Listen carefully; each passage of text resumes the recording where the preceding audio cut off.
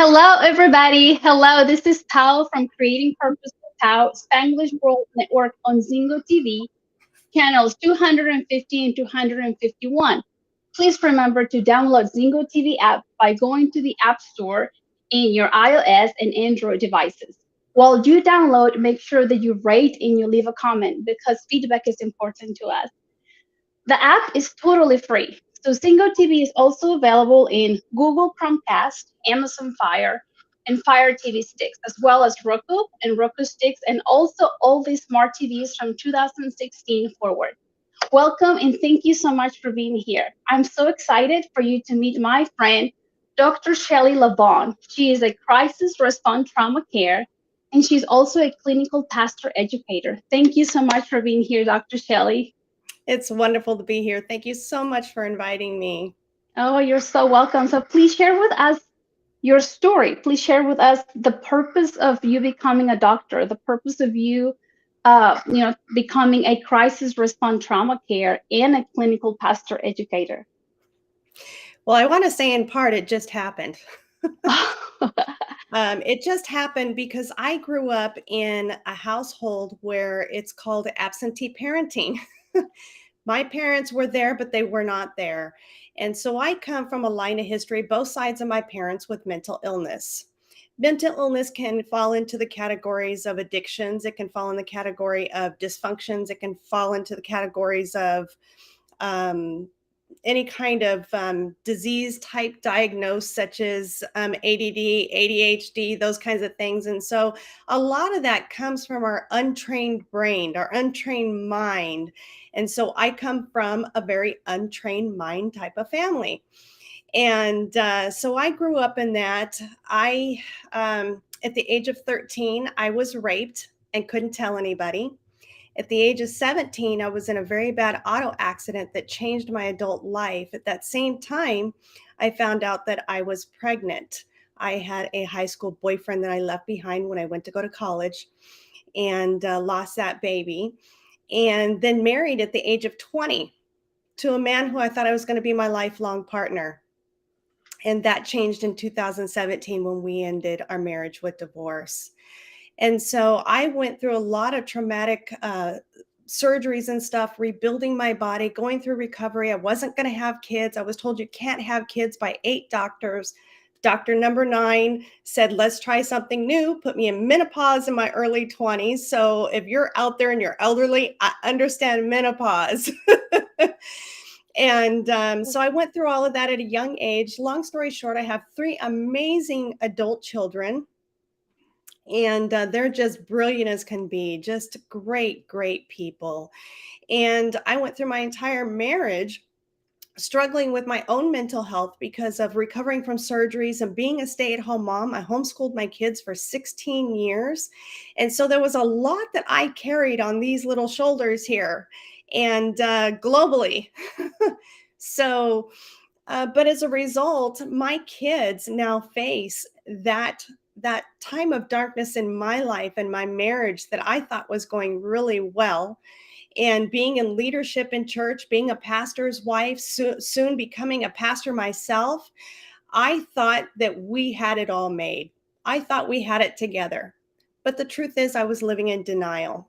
I was living in denial of my own issues. I was living in denials of my struggles with spine pain until 2010 when I had my first lower back surgery after previous surgeries already before. And when I came through that surgery, the doctor said, you have 2 choices in your life. And don't get offended by what I'm going to say because I'm just quoting his words. He said, you have 2 choices. 1, you can choose to be rebuilt for life, or 2, you can choose to be screwed for life. Of course, I chose to be rebuilt. And so that was the beginning of my deliverance from all stigma of mental health. I was learning counseling as well as coaching. I was learning it primarily because of my kids. They were coming into the young teenage years, and I wanted to be the best mom that I could. I wanted to provide for them the optimal motherhood that I could give them and educating them at home, and found out that I could start delegating a lot of that stuff that I was carrying on these shoulders. And as a result, really become a master networker in my community. I began building small homeschool groups, small groups, church groups, pastoral groups, women's groups, all kinds of groups. And I said, you know what? I'm really loving this. And a pastor pulled me aside and said, you know what? You need to learn better skills on networking. And I said, show me. So he did. And that was the birth of my business in 1999, Rock Faith Network. From then forward, I continued on in the area of counseling, continued growing in my own spiritual life, my personal life, my adult life. And then when my divorce hit, I realized I was so spiritually minded, I was no earthly good. I didn't know who I was in my earth suit. I was like, I'm a mom, I'm a wife, I'm a networker, I'm a business owner, I'm a counselor, I'm a coach. I was doing, but that was everything that I was doing. And a friend of mine approached me and said, have you ever done a disc profile? What's that? And I learned my identity from that profile. I am also a certified disc person now. I give that profile back out to other people to help them discover their identity. And then I take them through a process where I empower that identity so that they can impact their community better than I did. I did it all backwards. I was impacting my community without the empowerment because I didn't have the identity. So I just reversed that strategy and got empowered in it and became surrounded with some amazing people. Hired my first coach when I was going through my first big coach when I was going through my divorce. And it cost me a plethora amount of money. But she changed the whole trajectory of my life. And to afford her, I sold everything that I had that went with me and my side of the divorce. I sold everything. I couldn't even get an apartment. I couldn't get a job. I couldn't get anything. So I sold everything and slept on my couch, which was now my daughter's couch, to afford this coach. That's how Well, much I wanted change in my life. um, And so I did it. And I am so happy I did because it truly, truly changed my life. I learned how to not only change my life, but to own my life. And so wow. now I do that with other people. I say, you know, if you want change, step number one is you got to own your life. Let's find out what your identity is. Let's put you through the DISC profile. And so even when I was going through my divorce, I went back to school, went to up to a master's in counseling, a doctorate in theology, a doctorate in counseling. And I'm now under Joseph McClendon, who I never thought that I would be under, as a neuropsychologist who has been mentoring me since the beginning of COVID. And that weight of the world is no longer on my shoulders. I now sit on the world. And because I own my life and I own my mindset and I own everything that is within me and everything that is out, I let it go. I no longer carry that. That was the world on me. I was carrying everything from the outside, trying to put it in me. And my whole being just exploded. And when I hired my coach, I literally was suicidal. I was depressed. I was broke. I was broken. And that's why I said, I'm going to sell everything that I have. What do I have to lose? Nothing. I have everything to gain. And when you're at that place at the bottom and you know that you have everything to gain, that's when you prop the ladder up and you begin to climb. And that's what I did. Wow. Now, you have overcome so many challenges. And let's just go back to the first 20 years of your life when you said you had trauma growing up. You had trauma at your 13 year, you were 13 and you couldn't speak up like what had happened to you. How does those traumas compound, like year by year, time by time? How could you describe for us the trauma compounds and how affected you so that we can relate to our children, we can relate to people around us and see how we could help them? Sure. So, what happens when you get into a dark place in a dark space? It begins to fill your mind. That darkness begins to overtake the whole mental mindset. And then shame will come in, and blame will come in, and regrets will come in, and anger will come in, and resentment will come in. And so, again, it goes back to that whole globe thing. I began wearing all those labels. And one thing that I learned, and I was already in counseling and coaching, and I was still carrying some of those labels and some of that baggage. And I learned a 5-step process on how to get rid of all of it. And it starts with the inside, looking at the outside. And so when I really took a deep look at my inside, I said, "Wow, I thought I was pretty good in the church mindset and leadership and everything, but it also caused me to have a reality of no wonder I have no favor. No wonder I'm not recognized. No wonder. Everything was a no wonder." And that revelation came in and it changed to I'm no longer going to wonder. I'm going to be the wonder to the world. And I am going to take this and I'm going to attack this mental health because it was a darkness that I carried in me for years because I was silenced by it. And then I went into leadership with church and pastoral, you don't talk about your personal life. And as a clinical counselor, I don't share with my clients. So that was still sitting in me. It was when the coaching that unlocked it, the coaching of, I have a story and somebody needs to know. I've been there, done that. But you know what? I also bagged it up and threw it away. It's trash. That darkness belongs in the trash. And that's what I did. And so it was a step-by-step process, many years. One of the things that we say in the clinical industry is it took you years to get where you are. You're not going to get out overnight unless you have a miracle. Miracles do happen. But for the most part, you don't get out overnight. It takes work and it takes a commitment to work it out, to get rid of that.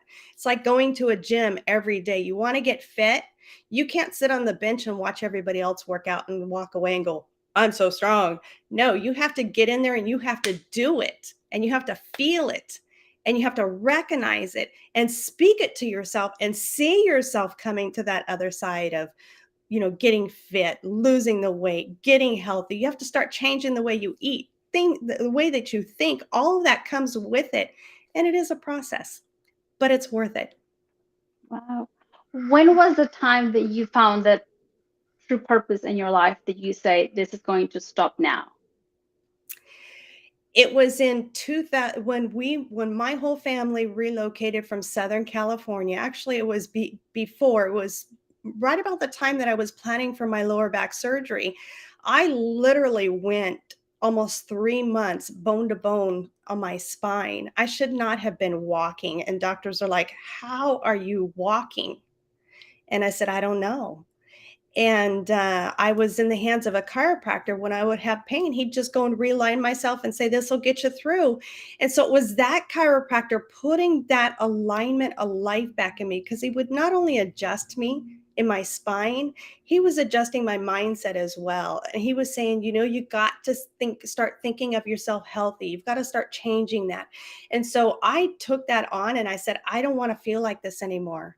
I don't want this anymore. And it was years of, I would have an episode of my back and I'd be 4 days in bed and I would homeschool my kids from bed.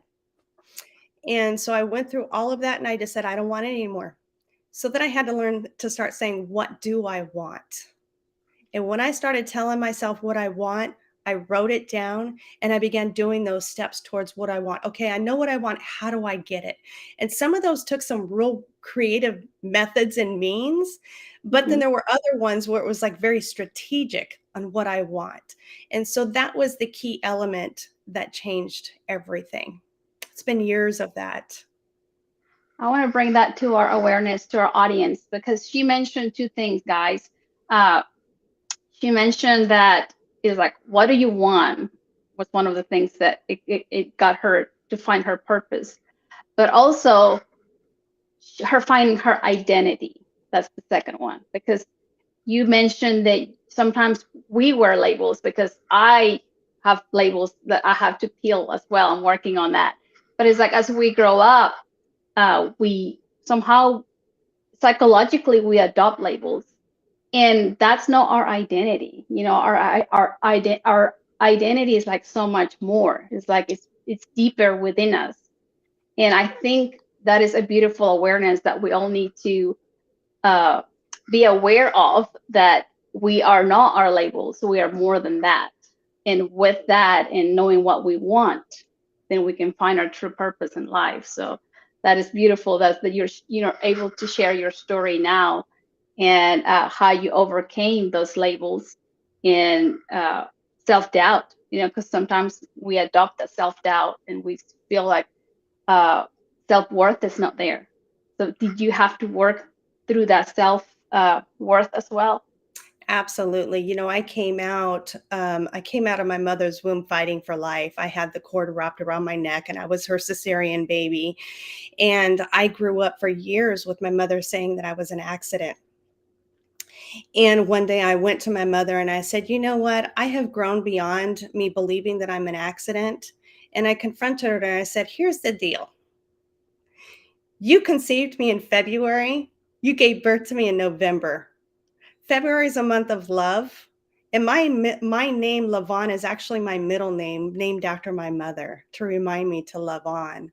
And number two, my birthday's at the time of Thanksgiving in November. So I am thankful. I am thankful that I get to fight for life, not only for me, but for all of my people that I meet today and help out through this and teach them life building training is all about fighting for life. We have to fight for it. But Yes. do you want it? Beautiful. Yes. Now that you mentioned that, what has been your biggest reward, like going through this journey? My yesterday that became today. Oh, that's beautiful. That is I get beautiful. another day every single day to Yes. make life happen for somebody new every day. And it starts with me. So that somebody new every day is for me. How I start my day with exercise, nutrition, how I care for myself and self care, I have to do me first. And when I do me first, I'm positioned to help out anybody else that comes in my pathway. That is beautiful. Because now, through the pandemic, the percentage of mental health issues, Philippines is like is through the roof. Yes. So, so what is your kind of like your main target? Because you mentioned became, you got out of the darkness of mental health and you rebuild and you are a new woman, a new lady with new skills and new strategies and superpowers to help other people.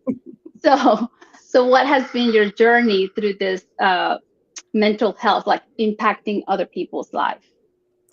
Well, most people know that mental health has grown and expounded exponentially through the pandemic. And literally, we are in a pandemic of mental health. And one of the things that came into my pathway at the beginning of COVID was Liberty University, which I've been a part of and associated with for years through American Association Christian Counseling, and went all the way up to board certification on their mental health coaching program. And so, one of the things that I'm doing is I am planting this teaching to become a mental health coach in every church, every business, every individual that I possibly can. Because in this teaching, number one, if you go through it, it gives you another tool to become a coach. It helps you learn the mental health skills that you need to be empowered and tooled with to help other people. And you don't have to go get some professional license and put all that expense in that I have to do. And my clinical side and my counseling side, it's simply you learn it and you do it. That's the application. You learn it and you do it. And for anybody that wants to start a mental health care center, that's one of the key things that I'm doing through with American Association Christian Counseling, and for pastors especially. For the price of the technology fee, we are gifting that program to you. And business owners, we are gifting this program to you. All you do is pay the technology fee, and you can go through the program to become a mental health coach. That's how much you are needed in the world around you right now, today. I'm going after this, and I need as Awesome. many helpers as I can get. That is awesome. Now that you mentioned that, I love the area of leaders, because I think leaders play a huge role, not just in our community, but in the work field. Because if you have a good leader, I believe that you show up with a smile. So I love that nurturing and helping others to lead in a better, with more tools, with more strategies, because each day we have new research out there that says, well, you can implement this. And brain health, you and I have learned that brain health is a huge, component in our life, not just as leaders, but also just in our everyday life. If you're healthy, if your brain is healthy, then you are healthy. If your brain works right, we work right. So what do you have to share for our leaders out there that you want to improve in this world? Don't deny the darkness in your own life. We all have it. Good one. We all have it. You need to work it out. You need to process it out. I'm available to help. I've got many, many coaches in alignment as well, ready to help. And when we live in that place of denial, it's really, we're saying, I'm willing to just stay where I am. If you don't want to stay where you are and you want to make a change, you got to do the work. It's worth it. That is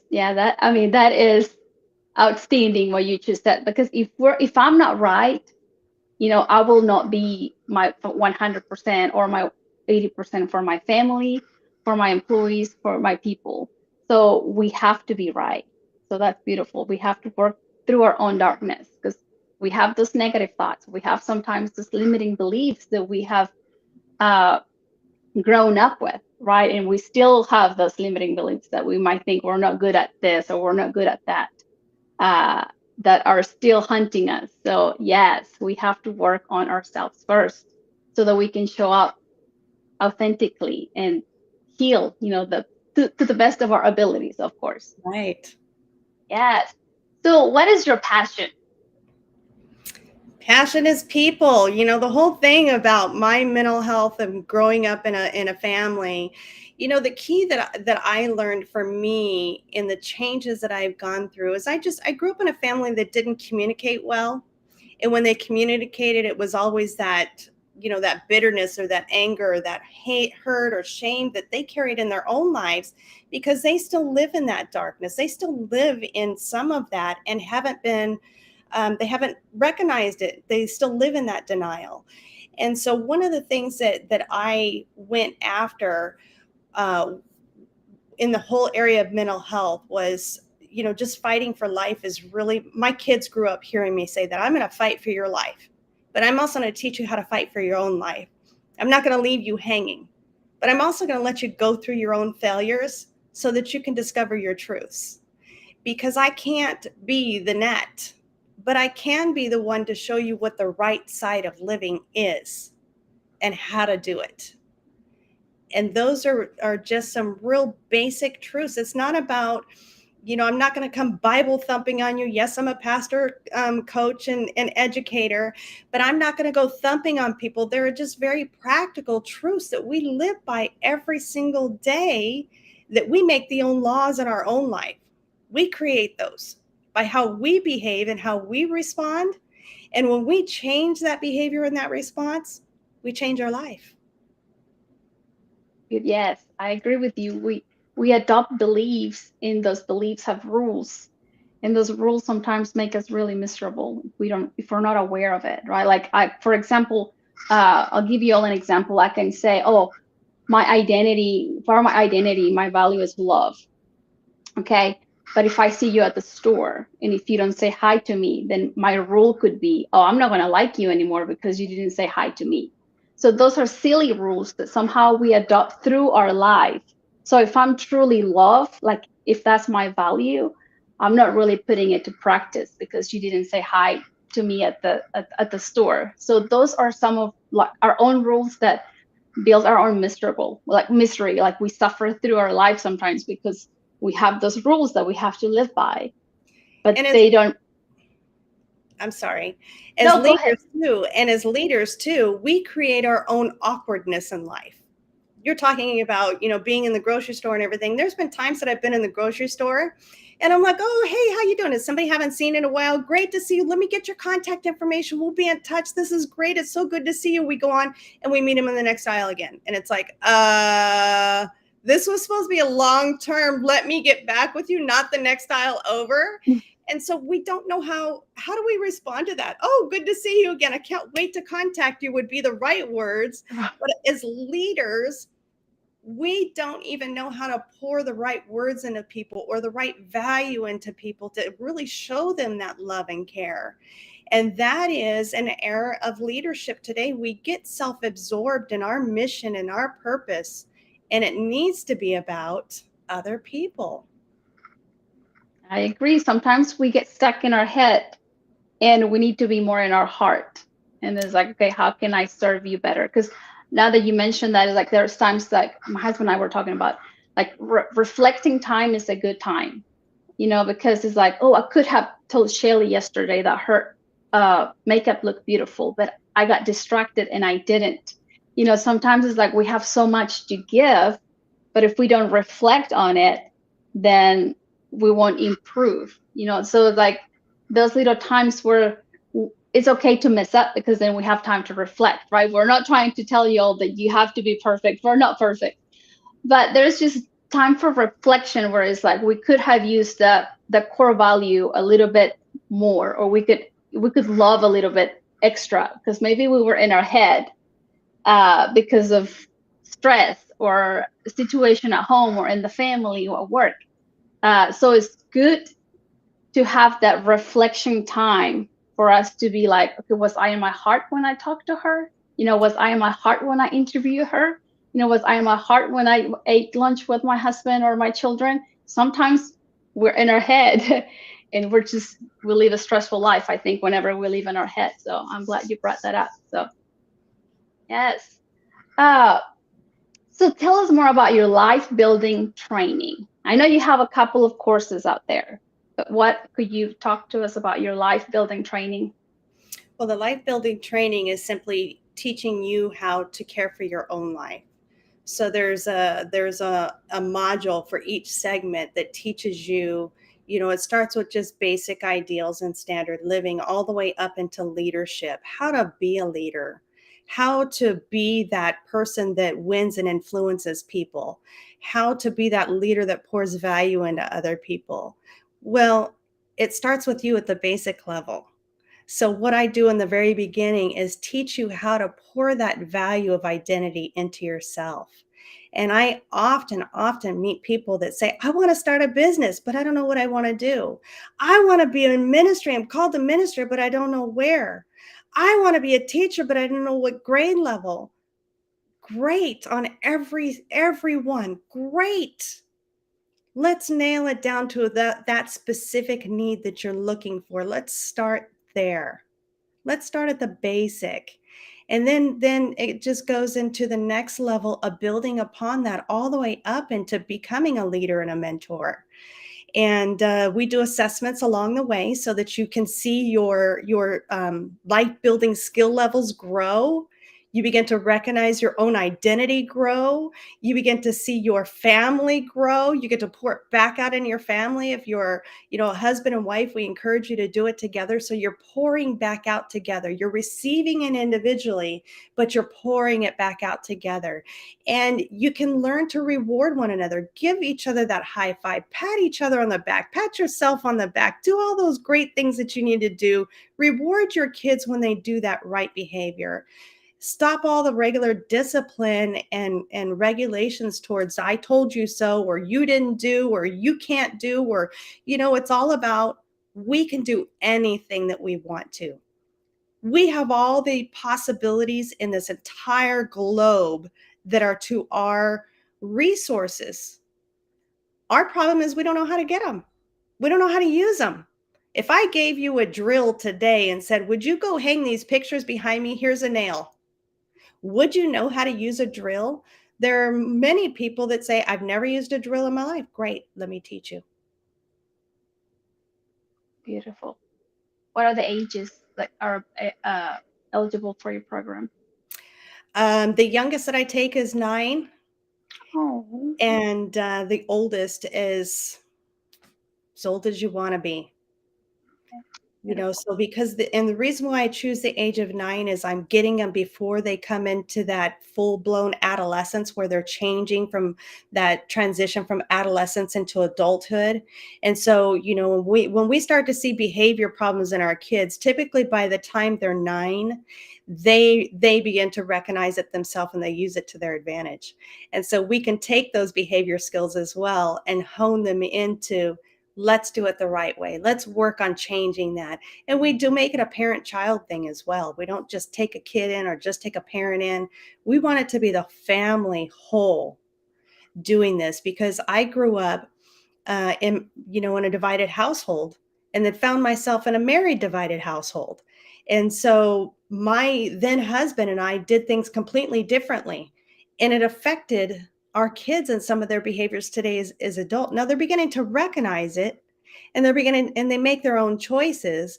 But then I can also go back and say, well, that was a mistake of me because I had to be silent or obedient or submissive or whatever, that I felt was right at that time. And again, those are just some of the lies that we tell ourselves. It's, you don't have to be quiet in all circumstances. We certainly want you to speak up when it comes to the behavior and the training of your kids, because we want them to know how to deal with life and deal well with it. Yes, especially with their strengths, right? Yes. Yes. Uh, I know you moved. You moved from one state to another. And I bring this up because I know loneliness is killing us. Loneliness, the percentage of loneliness has rise more than obesity. Before we would talk like about obesity is killing us. Now it's like loneliness is like 40%. And that's one of like my biggest mission, is like how to make people not to feel alone, how to teach them, that we're not alone. And I bring this up because you moved about a year ago, I think. You moved on your own, like you were by yourself. And I think we talked about some of the holidays that you spent by yourself. So share with us how it was and how we can help others to learn not to be alone, because we might be like I'm alone on my house right now, but I don't feel alone. You know what I mean? So how can we teach them not to feel and experience loneliness? Well, I was one of those ones that in my marriage I was alone. It became to a point in our marriage where he was living his life and I was living my life. So I was alone, and I learned to deal with it in the family and the spectrum of that given time in my marriage. And when I was going through my divorce, I had to pull from that resource mindset to say, I know how to do this alone. So I was already there. But for a lot of people that, for example, if your spouse dies or you go through a divorce and you're very family oriented and now you're alone, or if you're single and you haven't been able to date through the pandemic and everything, there are so many ways that we can make ourselves appreciate who we are. And I love spending time alone. I could go stay on an island and enjoy it every single day of my life, because I alone is really the way that it's a mindset perspective, because I might be alone, but there's a world around me calling me to reckon with it and acknowledge it and appreciate it. So I start my day out every single day. I have a dog. The dog and I go for a walk every single morning, every single evening. Then I go to the gym. And when I'm in the gym, I'm putting positive words and affirmation in these ears, and I'm working out, and I am still rebuilding every single day. I'm rebuilding to be better, to better, to better. Because one of the things that was told to me when I was going through the thing is, okay, it's going to get better. It's going to get better. But I had to choose what better looked like. What did that better feel like? How was that better to be reckoned with? So if you are lonely and you're alone, it's a feeling. And so you can recognize that feeling and shift it. You don't have to stay stuck in that I'm lonely. I'm alone, but I'm not lonely. And I have been on my own for 10 years now. And I've actually done other relocations as well. But at those times, it was an adult kid that jumped on with me for the adventure. This time, it was solely me. And so that reliance of that extra hand of saying, hey, we're in this together now. Can you help me with this or that or the other? That just was not there. And so I said, okay. I said, I'm coming to Florida to do something brand new. What does it look like? What does it feel like? And I had to begin to reckon with that. And I realized the newness was stuff that I had never encountered before in my life. I have never, ever, ever lived alone. I went from high school to college to marriage. I have never lived alone. And I am thoroughly loving it. And the amazing thing is I'm not on any dating platforms or sites or anything like that. I'm not even looking because there are so many people that consume my time to help them. And I also make sure to block out my time to appreciate my time, give that reflection time and that alone time to just appreciate where I've come from to where I am. It's a gift. Every day, it's a gift. I'm my own gift every day, and I'm giving me to you. When we see that change, then we know we're changed. That's beautiful. That's beautiful how you are sharing your experience and also, how you got there. You said mindset, just some of us have experienced that. That is like we had to tilt that mindset just a little bit to see the angle at the, like just to look at the picture from another angle. So tell us a little bit more about mindset. Like how can we improve our life just with that? Well, there's one part of it is where you can spend. One thing I did probably 15 years ago, I wrote affirmations and I keep them in my Bible in the morning. And I would read those affirmations. I have them all memorized now. And so I could just rattle them all off and it would just be like, it's become a part of me. And so just like if you are in any place where you do any kind of speaking or you work at a job, I'm just going to go with a job. If you have a job, there are things that you do every single day, right? When you went into that job, you had to learn how to do that every single day routine for that job. And you had to learn to master it. And then when you master it, you start to get recognized and they say, you do your job really well. I'd like to consider you for, and then they want to move you into something new. And so God works that same way with us. We are to learn how to do our own self-mastery in our own identity. And part of that mastery for me is the positive affirmations. Looking myself in the mirror and saying, Shelly, I love you. Because for years, I didn't even like me. I was like, look in the mirror. And it was like, and I start calling out all my uglies. Congratulations, Shelly, you recognize the uglies. Now let's get rid of them. That's how we do it. And it takes work. But again, I'm going to keep reiterating, it's worth it. The changes of when we change our life and we start, and again, that's life building training. When we recognize that and we go for building our life by day-to-day training, the transition's going to come. The change is going to recognize you, and you're going to recognize the change. Then you're going to come in partnership with that change, and you're going to say, I can do anything. I'll pick up in a pandemic, and I'll relocate. I didn't go house hunting beforehand. I didn't know what I was coming into. I simply did the dumb thing and took the risk because I know my identity and I know how to overcome the obstacles. Now, the obstacles this time around took longer than I planned in some areas, but overall, I got to just really enjoy settling in here and take it slow as things were transitioning and changing and I was settling in and people are asking me, so how do you like where you live now? I don't know. I've only been here a year and I haven't fully experienced it, but there are some things that I want to do. And somebody's told me just the other day, they said, here's the benefit of where you live. It's the best place in the entire nation for staycations. And I said, you know what? I could book a hotel 2 hours away and feel like I'm on a resort vacation. Yes, you can. Uh, I'm glad we talked about mindset and how it's an everyday thing. And I would like to share with you all that it's just like going to the gym. Like Dr. Shelly was saying, you build the muscle. Every time you work out, you don't have necessarily have to go to the gym to work out, but that's just the idea that I got at this time is like when you work out, you build the muscle.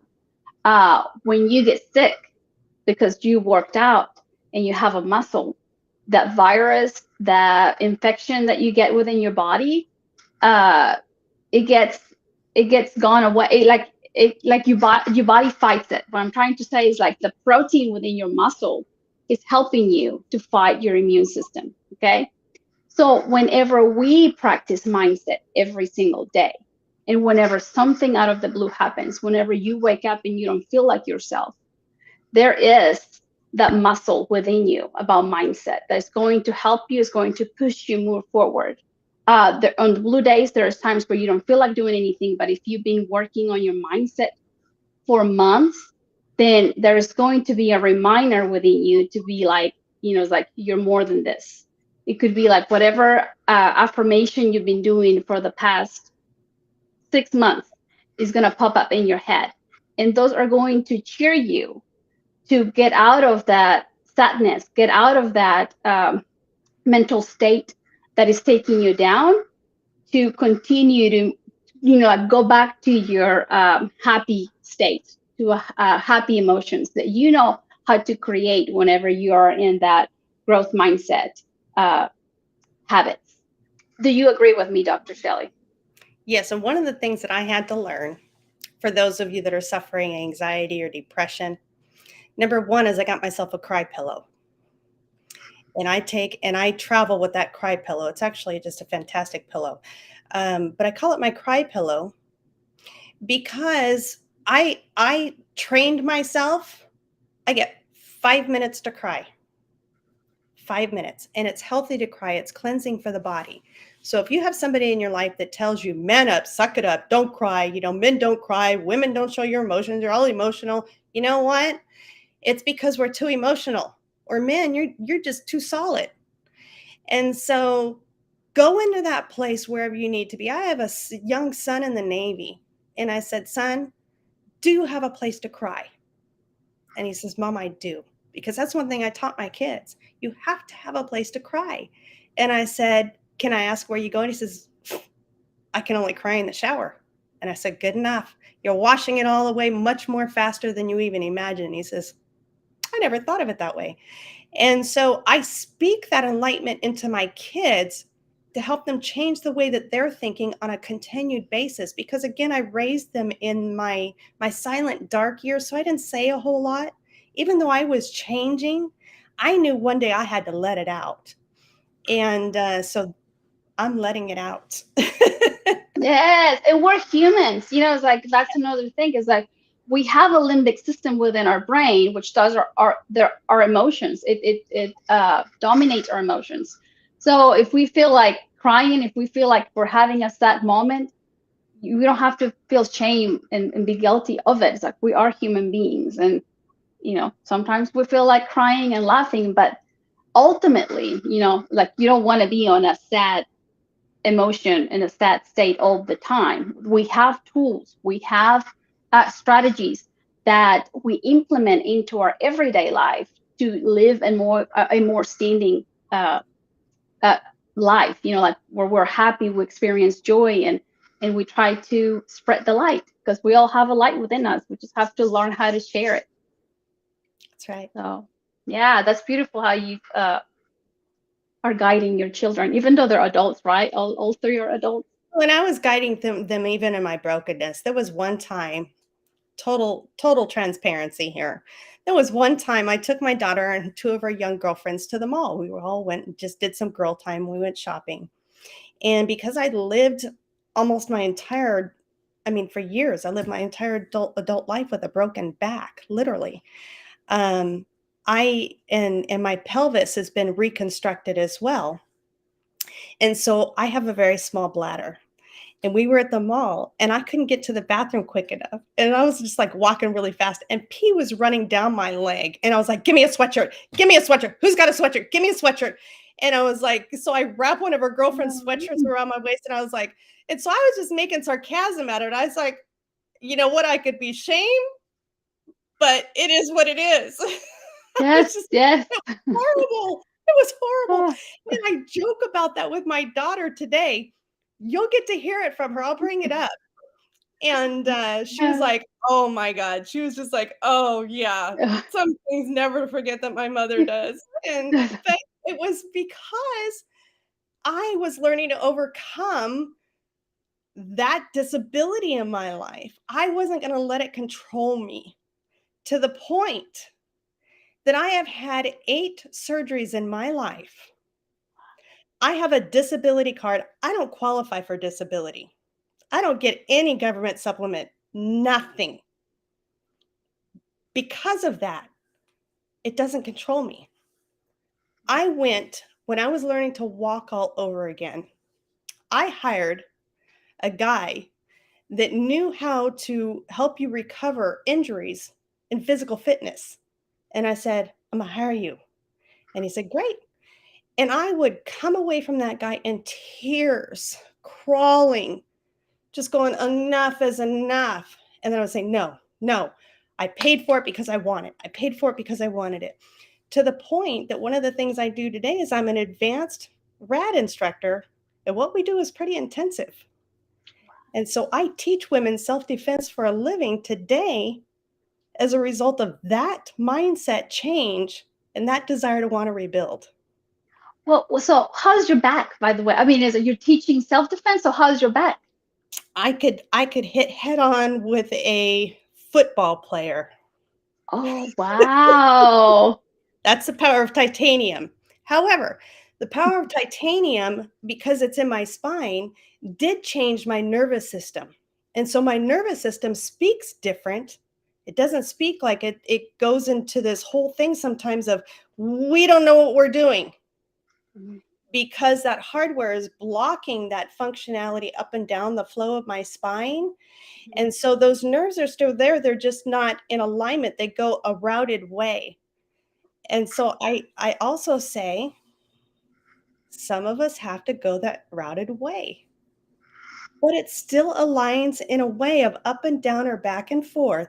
In one way or another, you're going to find that alignment and you're going to learn how it works. And don't let it control you, because that routed way is the default that I lived in for so many years. I lived in that mental default of, I'm just not right. And I knew it. And so my body was settling into that dysfunction. And one day I awakened and said, enough is enough. Enough is enough.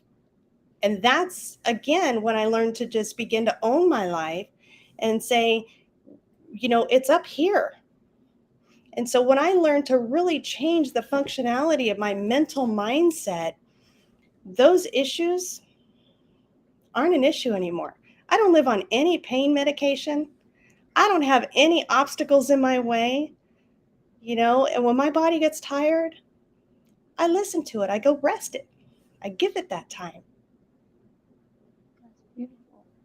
Tell us more about whenever you said you had to sell a lot of your possessions in order for you to get, was it a coach? Mm-hmm. Was it, tell us about that. The coach that I hired, she coached presidents and big in people. And she was referred to me through a fellow pastor friend and said, you have got to meet this woman. Here's her contact information. She's phenomenal. And I got on her calls and I would sit there and mute, just sobbing, saying, and again, that was 10 years ago now. And I would just cry. I wouldn't engage in the conversation. I would just cry uh, because it was a foreign thing to me. Everything that she was talking about was like, how do I get there? And so one day I just finally fessed up and I said, look, I sit on your calls and I cry every day. I don't engage in conversations because I don't know the questions to ask. And I really need to change the way that I think, and I don't know how. And I have the word of God in me, and I live that. Again, it goes back to being so spiritually minded. I was no earthly good. And so I need to know how to engage with people. And she gave me 2 books. One was How to Win Friends and Influence People, and the other one was Think and Grow Rich. And she says, you read these 2 books and you meditate on them and you write the notes and you go over them again. Then you stop. When you've read them cover to cover, you stop. Let it go for about 30 days and you pick them up and you read them again. Now, the reason I say that is because if you're a person that reads your Bible and you read your Bible every day, I read my Bible every day, and I pick a scripture and I journal on it and I figure out how I'm going to apply it. I knew how to do that really, really well with the word. But there was a practical side that I was totally missing on engagement. And so I wouldn't communicate with people. I had a husband that would do all the speaking for me, so I didn't have to say anything. I was just, yeah, okay, smile, But then I realized I just didn't know how to communicate. But when I started reading those books and applying what I was learning into my everyday life, number one, look in the mirror and practice it, read those affirmations, and then apply what I'm learning. And so that was one of the things that I did even coming to Florida. I said, I self-sabotaged myself and ran out of money coming here. And I was like, well, what do you do when you're broke? You take what you have and you go do something with it. So I went on Meetup and I went on Facebook and I found all the local events and all the local groups. And I just went and I just started saying hi to people like I was just some blonde old lady. And, that's because I knew how to do that well. And that's networking. And I knew how to connect with people. I knew how to communicate with people. I didn't know how to connect with people. On that practice, and because I had learned over the past 10 years how to really connect with people, I put my shift to practice one more time. And I said, I can do that. And for the first time, in all the years of doing business, I made my 6 figures the first quarter of the year this year. Yay! So usually it comes and it goes and it comes and it goes. And I've been all the way up into double 6 figures. And this time it happened all the way in the first quarter this year. So I think I'm doing something right finally. Yes, that's awesome. I celebrate you. Yes. Now, we have just about a minute. What's something a core message you want to deliver today for all of us? The core message is life building training is all about building your life, train who you are, learn it, train your mind who you are. The body keeps score. What scoreboard do you want to be on, the winning side or the losing side? Rebuilt or not? And my mindset came when I chose to be rebuilt and I put it to work. So that's life building training. That is beautiful. Thank you so much for being here. Thank I want to let you all know that she's an amazing doctor, Dr. Shelly. Where can we find you before we go? I'm all over on social media, Shelly LaVonne. So you can message me. You can connect with me there. Okay. Thank you all very much. I hope you found a word, a phrase, or so much more, an aha moment that you can implement into your life to create, a brighter future. Sometimes that's all it takes. Sometimes it's like you hear someone's story, or sometimes we hear just a phrase that will help us to better our life. Thank you very much for being with us today. Please don't forget to download the app on iOS if you have an Apple device or an Android. There is available for both of them. Channels 250, 251. You can check our website, which I am looking for it right now. Just bear with me and I will find it. Oh, you guys, we are live. This happens right whenever you're live. I can't find it right now, but I'll give it to you later. Thank you so much for being here. Spanglishword.ca. So please leave a comment, rate it. We love feedback, and I appreciate your time. Thank you for being here. High five, Dr. Shelly. High five. High five. Thank you, guys. Blessings